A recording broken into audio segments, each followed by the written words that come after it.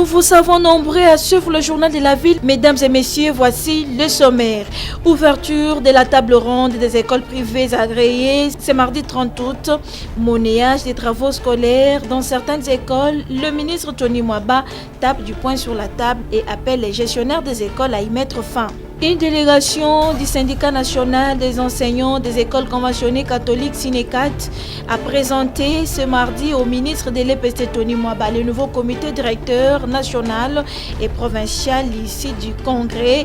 À part ces comités, il n'existe pas un comité parallèle, insiste le secrétaire général du Sinecat, Augustin Moulomba Chimanga. C'est tout pour le sommaire. Mesdames et messieurs, encore une fois, bienvenue dans ce journal.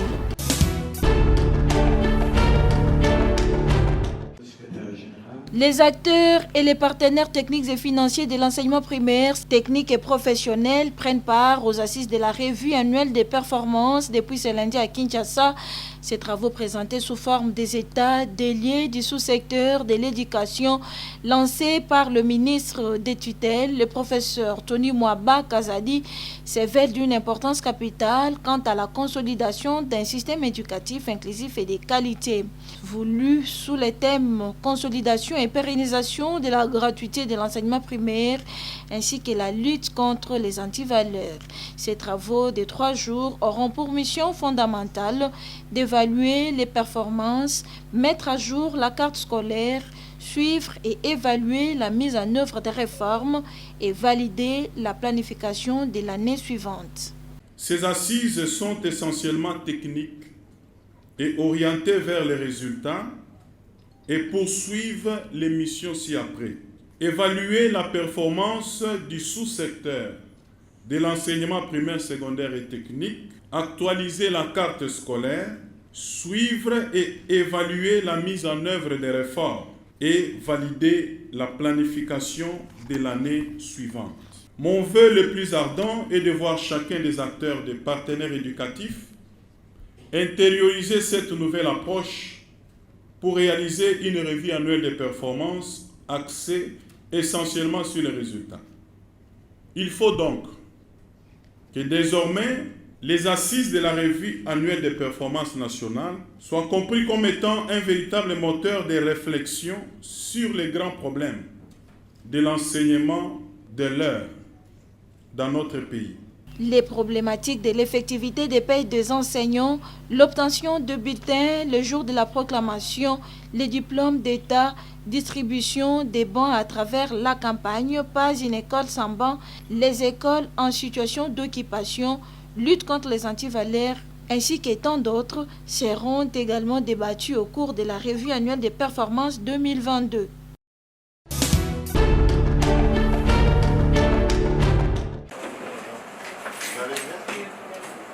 Dans le cadre de l'amélioration de la qualité des services rendus à la population et la mise en conformité de son réseau, un protocole d'accord vient d'être signé le lundi 29 août 2022 par le directeur général de la Société nationale d'électricité SNEL SA, Jean-Bosco Kayombo-Kayan, et la société Proton avec son usine Kabelec pour la fourniture de divers câbles de distribution basse tension en vue d'éradiquer le panne lié aux câbles dans la ville-province de Kinshasa et à travers le pays. Il faut souligner que ces protocoles d'accord entrent dans la droite ligne des recommandations du 61e Conseil des ministres présidé par le président de la République. Et c'est dans les soucis de matérialiser la vision du chef de l'État, Félix-Antoine Tshisekedi Tshilombo, électricité de bonne qualité pour toute la population.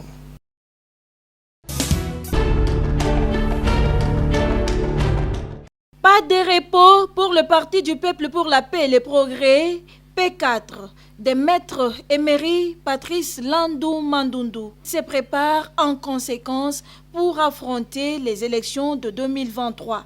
Ce dimanche 28 août 2022, le président national est descendu en Galiema pour installer la cellule P4 Rwenzori, une descente à pied depuis la régie jusqu'à l'espace Nathan où plusieurs cadres militantes et militants du parti l'attendaient pour cette cérémonie. Arrivé sur place, émérite Patrice Mandundu a rappelé aux membres du parti P4, Céline Rwenzori, pourquoi la création du parti P4 et sa mission en République démocratique du Congo, celle de soutenir les actions du chef de l'État, Félix Antoine Tshisekedi Tshilombo. Message clé na biso ezali nanu Dieu et la patrie. Congo ezali patrimoine commun. Nzambe azali tata ya biso banso. Mais tolingi to bakisa boye. Baye bakosalela ekolo. Dieu aime les biens. Olamu pour la population. Boboto pour la population. Nzamba lingi bosembo. Biso baye tobiangami pour la kosalela ekolo. Tozala na modestie. Lokola roi Salomon. Biso tozali tobotami na 2020. Mais tokolakisa bango na 2023. Que tozana contrôle ya kisasa.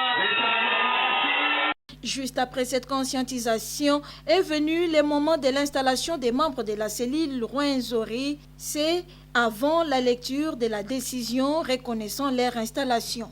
Les insignes du parti tels que statues, chapeaux, écharpes ont été remis aux membres installés. Désormais, la cellule P4 Rwenzori sera coordonnée par Étienne Nani Telami et les coordonnateurs de la Ligue de femmes P4 Rwenzori ont été également installés.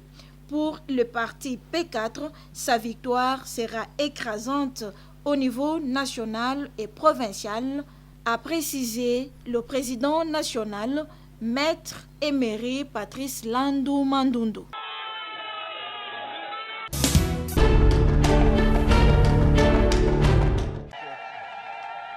Élection 2023 en République démocratique du Congo, le mouvement des réveils de la jeunesse congolaise, MRJCO, que dirige Maître John Bayantita, déterminé à rafler la majorité des députés nationaux et provinciaux.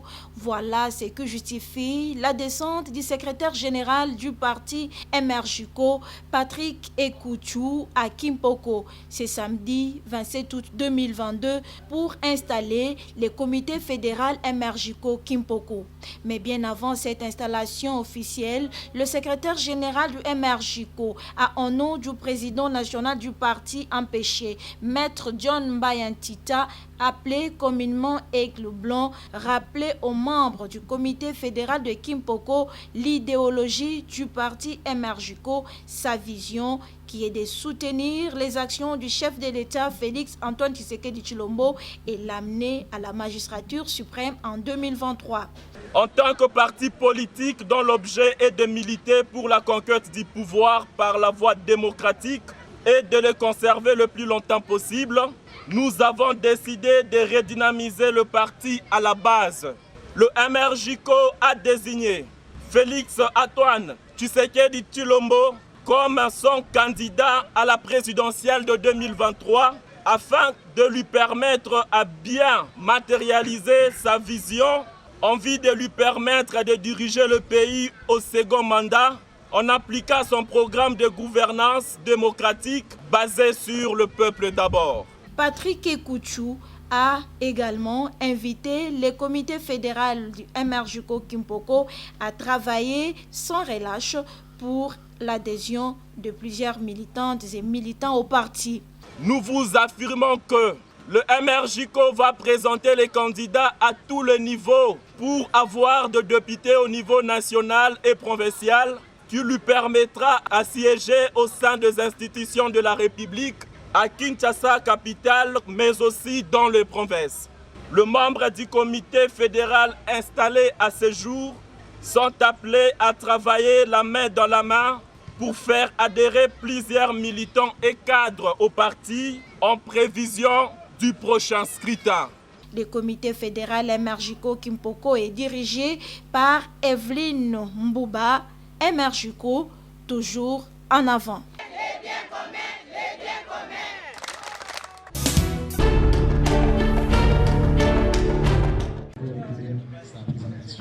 Déterminés pour le développement de leur territoire et leur pays, la République démocratique du Congo, les jeunes réunis au sein de l'Association pour le développement d'Engweshe, Jeunes ADEN, ont procédé à leur sortie officielle ce samedi 27 août 2022 à Kinshasa.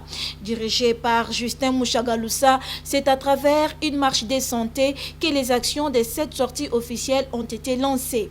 Une marche qui a eu pour point de départ Kitambo Magasin, centre supérieur militaire, en passant sur la route Matadi, avenue de l'école DGC Barré, puis avenue du tourisme, afin de chuter à Mimosa à l'espace La Concorde, où une conférence débat était organisée sur l'appropriation du projet de développement de 145 territoires et sur l'état des lieux de la jeunesse, défis et opportunités.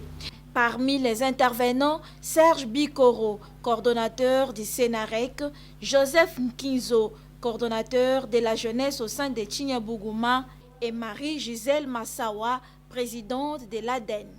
Le souci, c'est de promouvoir d'abord ce développement au terroir.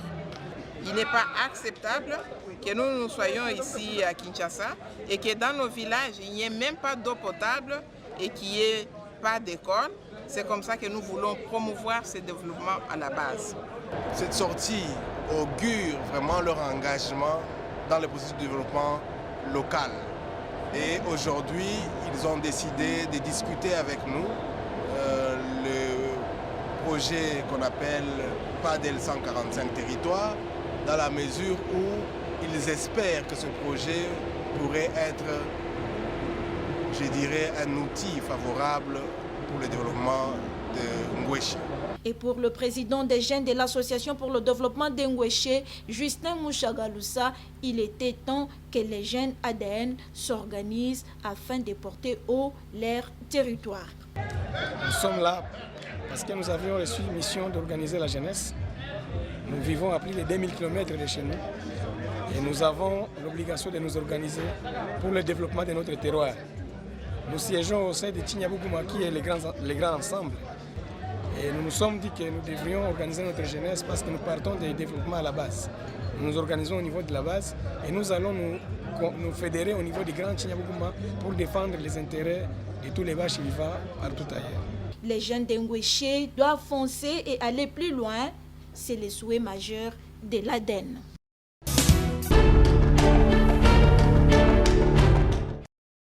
Né à Kingongo, mission catholique Kingunji, en 1928, le révérend frère Justin Mupalanga totalise à ce jour 93 ans. Issu d'une famille de 4 enfants, dont 3 garçons et une fille, le frère Justin Mupalanga est fils de Moudi Pata et d'Hélène Musunda. Mupalanga a fait ses études primaires à la mission catholique Kingunji et mission catholique Yassa. Les études secondaires au complexe scolaire Kikanfi, puis à la mission Kinzambi où il était allé avec ses collègues pour le test. Le frère Justin Mupalanga a effectué sa première mission à Kinzambi en 1949 avec le frère Moussongi à Djouma en 1950 pour une expertise. Après Djouma, ils sont allés en retraite, puis affectés à Kingandu. Justin Mupalanga était aussi affecté à la mission catholique Yassa. De Yassa à Soya et puis à KKTSC. Le frère Justin a eu à réaliser plusieurs missions. Il a construit un couvent à Lemba Terminis. Il faut bien faire la mission vous confier avec amour et bonté, conseille le révérend frère Justin. Il faut être sérieux. Quand on a oui, on a dit oui à sa vocation. Mais ce que Monseigneur, le fondateur, me demande, chaque fois que je ne passais pas chez lui, Justin, tenez bon. Parce que c'est lui qui m'a donné cette vocation. Il y a quelque chose, on pardonne toujours. Les faiblesses arrivent partout. Il faut dire, ah non, causer la personne. Et puis la personne qu'on corrige aussi, il faut qu'elle accepte. Si elle n'accepte pas, donc elle ne veut pas, alors qu'elle se retire. Mais la personne doit savoir que cette vie est religieuse. Mais pas si facile. Mais pas si facile. Et pour dire merci aux frères Justin pour les services rendus à la congrégation et à la nation, les frères Joséphine et Kinzambi célèbrent ce samedi 3 septembre 2022 les 75 ans des vies religieuses du révérend Justin, et c'est un événement qui aura lieu au couvent des frères Joséphine à Lemba Terminus.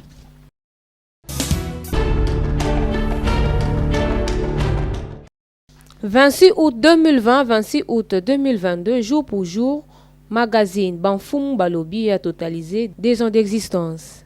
Et pour célébrer cet anniversaire, une cérémonie a été organisée sous le thème « Une vision ne peut que s'accomplir dans l'unité », comme explique le coordonnateur du dit magazine, Christian Yuya, lors de la cérémonie haute en couleur dans la salle de fête Bianca Hotel, au croisement des avenues Victoire et Éthiopie dans la commune de Kasavubu, en présence de plusieurs autorités traditionnelles du pays, particulièrement de Kinshasa.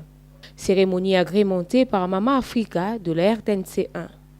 Après cérémonie de cadeaux en nature et en espèces, le coordonnateur du magazine a demandé au chef coutumier de lui soutenir en vue de concrétiser sa vision à créer sa propre chaîne de télévision intitulée Bamfoumou Balobi Télévision. Le coordonnateur de ces magazines rassure et annonce aux autorités que la série de 2 ans d'existence du magazine Bamfoumou Balobi continue jusqu'à décembre 2022 dans plusieurs villages. Le magazine Bamfoumou Balobi est un magazine purement traditionnel.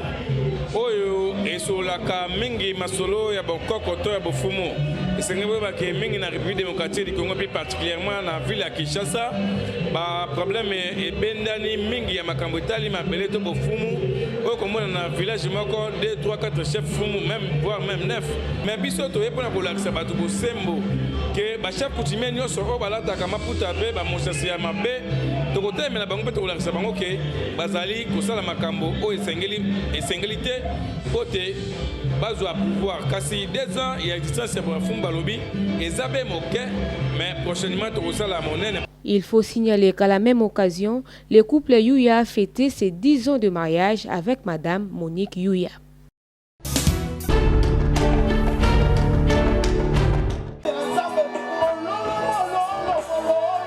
C'était sous une foule éblouissante qu'a vécu le 2e jour et la clôture de la campagne évangélique dénommée Les Dieux de Jacob le vendredi dernier au terrain Kartoum dans la commune de Ngiringiri.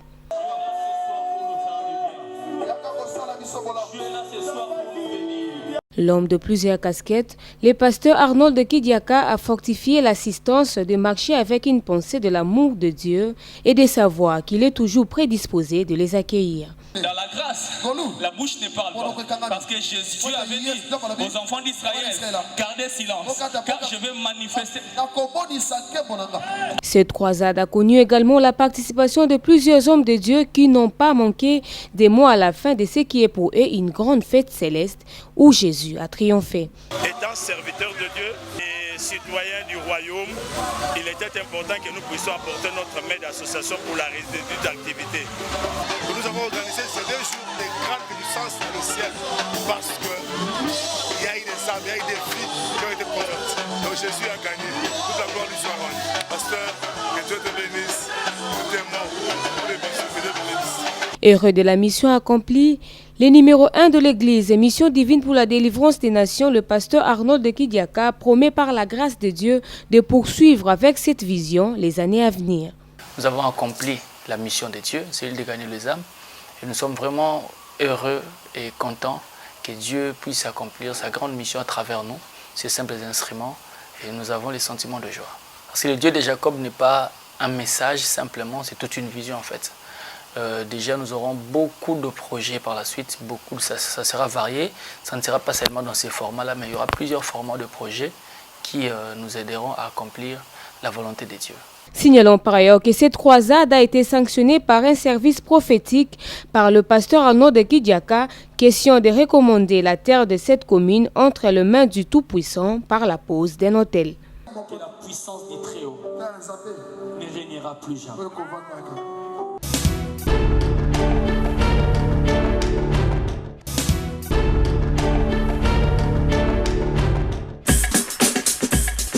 Nous sommes arrivés à la fin de ce journal de la ville, mesdames et messieurs. Merci de l'avoir suivi. Le prochain rendez-vous est fixé pour ce mercredi et d'ici là, portez-vous bien.